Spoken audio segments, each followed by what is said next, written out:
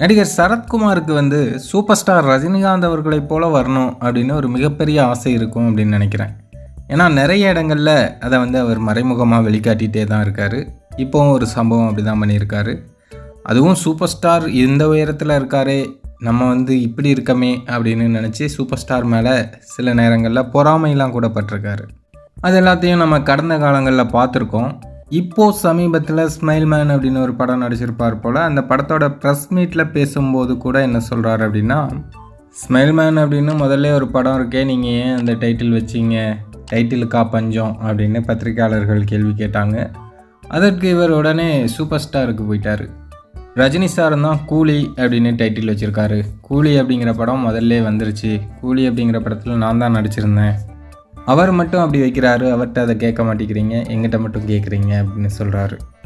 அது மட்டும் இல்லாமல் இன்னொரு விஷயமும் சொல்கிறாரு. அதாவது அவர் நடித்த நிறைய படங்களை இப்போ ரீரிலீஸ் பண்ணலாமா.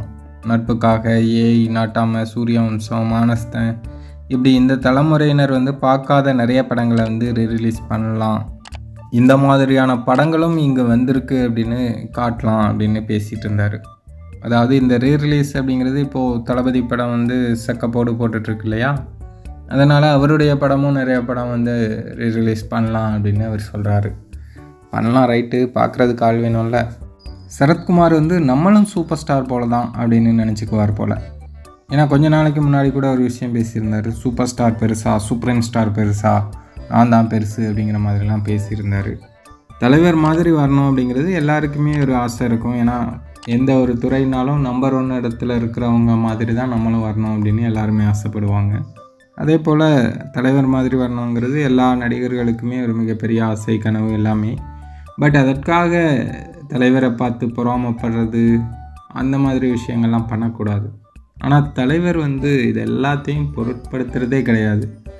சரத்குமார் சமீபத்தில் கூட போய் தலைவரை சந்தித்து பேசியிருந்தாங்க. அப்போதும் அவரை அவ்வளோ அன்பாக உபசரித்து அவ்வளோ விஷயங்கள் பண்ணுறாரு. இதனால தான் தலைவர் தலைவராக இருக்கார். மற்றவங்கெல்லாம் அவரை விமர்சனம் பண்ணிவிட்டு இந்த மாதிரி சுற்றிட்டே இருக்காங்க. மற்றபடி தலைவர் இடத்துக்கு யாராலும் எக்காலத்திலும் வரவே முடியாது.